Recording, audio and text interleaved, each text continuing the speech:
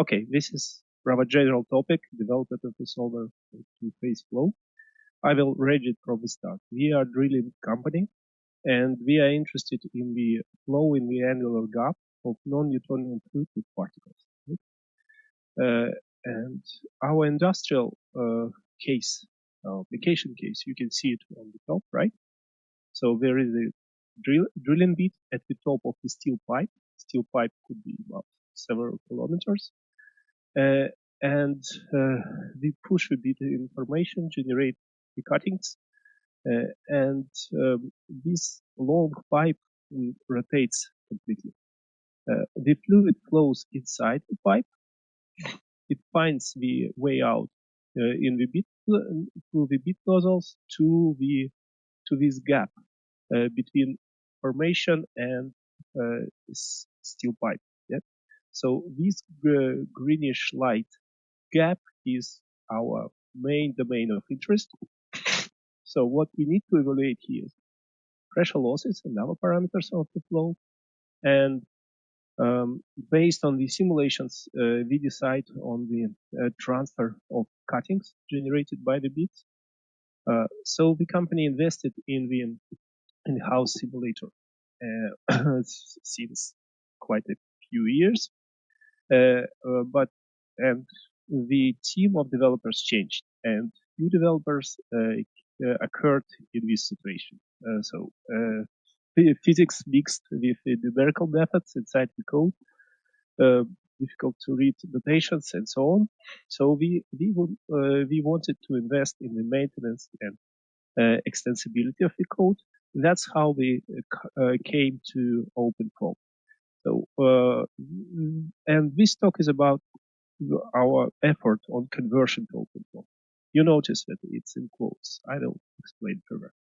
So what we had is our legacy code, and it was covered by many publications of our main developer, Andrei Gavrilov, and my colleague, Yaroslav Ignatenko, demonstrated the power of this code. And their publications refer to well-known publications for mixtures with particles. For example, Johnson and Jackson studied granular flows, which helped us a lot to model constant pressure of contact.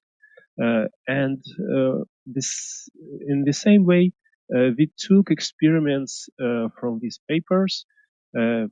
Most of experiments of Canadian group of Professor Shuk was covered, for example. And as we decided on conversion, we fast understood that direct conversion is not possible. Andrei Gavrilov spotted the best up-to-date physics for us, and what we were doing is taking a base solver from OpenFOAM, one of the applications from provided in OpenFOAM set, and enrich it with the physics which fits our needs. So you see on the right our principal application case. Of course, we can do 3D, but planar annular case, their flow moves toward the audience. So it's really what happens during the drilling, because the wellbore is very long. So we can effectively approximate drilling processes with this planar case. The internal pipe is rotating, and particles may sediment, may reach close packing. So what our base solver chosen was settling form conversion 4 actually Pimple based two-phase solver after Daniel Brennan PhD in the Imperial. We know that there is in version 8 from OpenFOAM Foundation, there is a drift flux foam generalization of settling form. We found it too abstract, and still it misses the physics that we need. So what we did is to convert settling form to version 10, and we start to adjust it. So we bring momentum transport classes to enable turbulence, So in order to enable these 2D simulations and take into account constant gradient along the flow, we introduced constraints. Then we simulated this case and found this 2D stabilization and found it's too long. Then we introduced pseudo transients. Particles, they do not stick to the wall, and mixture do not stick to the wall as well. So we coded our own custom boundary condition to ensure that only fluid sticks.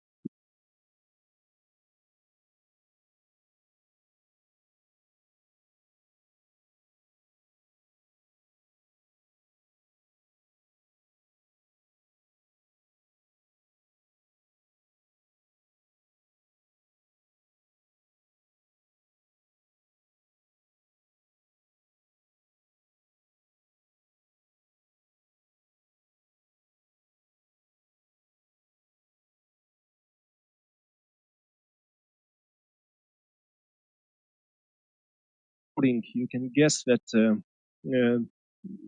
many submodels were added, and what we took from standard open form, of course, momentum transport model to enable the options in turbulence. So what is left from settling form is actually simple algorithm. So we simulate our submodel. We find every coefficient in our partial differential equation. Then we do time stepping, and we get our to get our unknown variables. So content of particles, mixture pressure, mixture velocity, slip between phases, and two parameters of turbulence. So here are equations. I emit turbulence equations here. So what we solve continuity for mass, for continuity for mixture, continuity for particles, and momentum conservation for the mixture in whole. And for the particles, we reduce momentum equation very much, as you see. And what actually, so this is the drift-flux approach. So we avoid time-consuming simulation of two momentum transport equations. And here we need to specify the physics for equilibrium relative slip. And if we see that we do not reach this equilibrium slip, we relax to that with this equation. But in most of cases, we just do the following: slip is equal to equilibrium slip, and we do not solve this equation at all. And if you look at the equilibrium slip, so you can get this equation by considering momentum for particles. We put the drag force in the left side and the rest on the right side, and you see that the slip is the product is the sum of forces, sum of stresses, and additional forces here. You can guess Archimedes.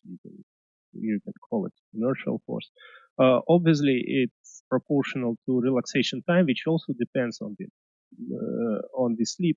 But finally, it's the function of drag model. These forces are more or less known. A turbulent diffusion is a viscous force which we can bring due to this assumption: average drag force is proportional to average slip velocity. So they are more or less known. Probably more specific are stresses coming from particles interaction. Okay. And I'll focus on this one.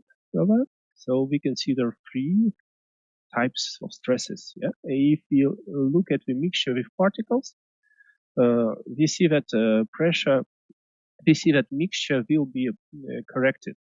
Viscosity of mixture will be corrected with some function of alpha. Here we refer to the correction by Chen-Ken law. Then if the volume fraction of particles grows, we reach parking limit, and this correction can't describe it. So we need to consider collision of particles. So our media is close to the granular media, which nicely studied by in Johnson and Jackson publication, and they offered the pressure of permanent during contact here. It's a function of particle fraction, and viscosity was also proportional to this function.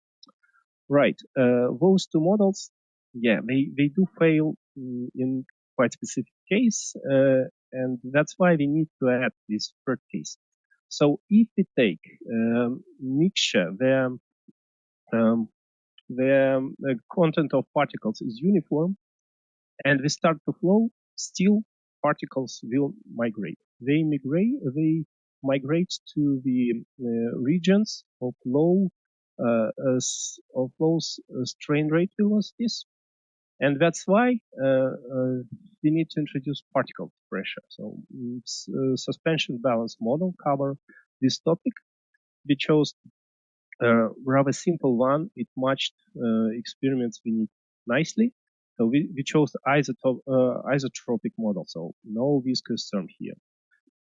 You see publications we refer, and these are the stresses which close our equation for the slip velocity. And what can be added here is also that the sum of these spherical coefficients actually form the pressure of the mixture. That's how we make our momentum equation for mixture compact. And whole physics that we add is actually comes to continuity equation for particles. So this equation is solved for alpha numerically in simple method. And what we expect is robust and bounded behavior of alpha. And this physics obviously complicates and destabilizes this equation. So our approach is to go to extract implicit terms. That means to split relative velocity to this expression. So we need to extract terms with gradient of alpha. And indeed, if we are looking, luckily, most of the terms which we introduce can be handled this way. So, for example, turbulent pressure, turbulent diffusion. Yeah, it's just gradient alpha by some function. So it goes to this coefficient, and after that, it gets to diffusive term if we rewrite our continuity equation. The same way we do for particle pressure. Yeah, it's more complex. Yeah, it's partially it goes to diffusive term, partially it stays in the convection, but still it has a significant implicit part. Then we have this permanent contact pressure, and it's just function of alpha, so gradient of alpha also expressed easily, and it goes to diffusion. And monitoring residuals, progress, and execution time, we obviously see that implicit implementation improves numerics significantly, and we have a set of simple cases like segregation of the column. Here you see profiles, we change with time, and if terms, if we just directly express this relative velocity through formulas, well, we've got nasty profiles at the region of close packings, and with implicit implementation, yeah, smooth profiles. That means less time to converge. Yeah, obvious improvement in numerical schemes. To save time, I will skip this slide, but it just states that okay, we haven't considered lift force. The could be cases with a high lift force near the wall. And then we need to stabilize our scheme as well. So we found a way. We just need to solve linear equation, and it reduces the iterations for lift force. We can see obvious improvement on our residuals. Then I come to the last slide here, and this is how we decide that conversion has succeeded. Yeah. So as you remember, we have this a tree of publications. So publication on the first level by developers and experiments, and then the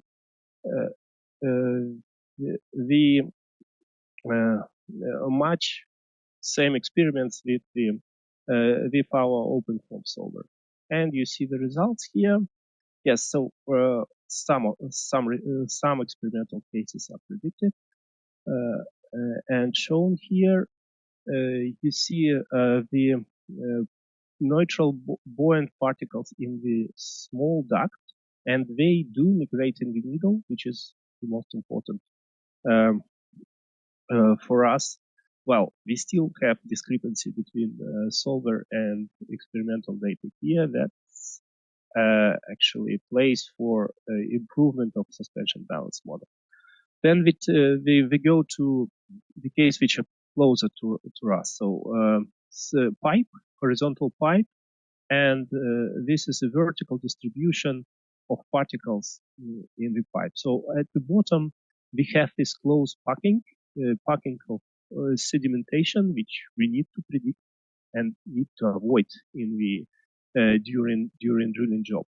Then above this sediment, we have a layer of suspended particles, and concentration decreases exponentially, which is also nicely predicted by the model.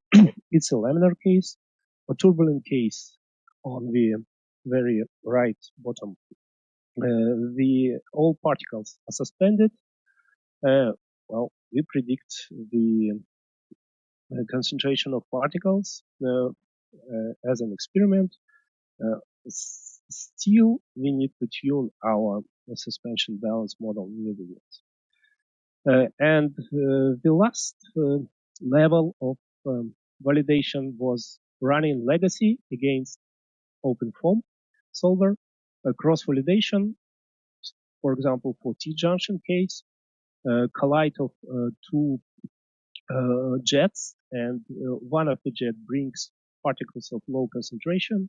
So if you run legacy and if you run OpenFOAM solver, almost perfect match here in all parameters. Then we come to our industrial case, and this is again comparison again legacy and the solver.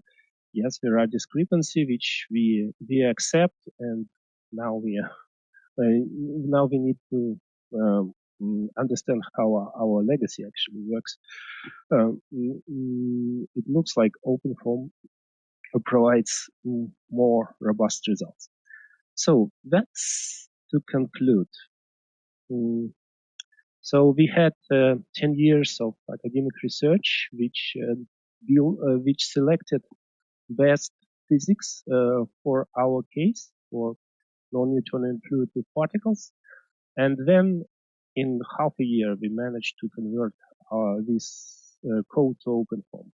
That's actually big says about advantages of OpenFOAM. Some solutions in development came intuitively. All class namings are transparent. Most of utilities are available. Then how did we do the conversion? We take the basic solver, settling form, and enrich the physics inside it. And the main effort was to make this simulation stable. I explained how we do our physics implicit, and then we definitely see improvements. Then the final solver agrees with experiment and cross-validation with legacy. And I come into to the final point. So one of my principal goal here was to get a feedback. So I explained you that we have some expertise in the annular flow for complex fluids with particles, but still, and explain you the effort, how we adapt open form for that, and really feedback from community is needed, or any spectrum. So like it exists in open form uh, since ages, or it's needed as a solver in open form, indeed. So you can find me LinkedIn or by this email. On that, I conclude. Thank you very much.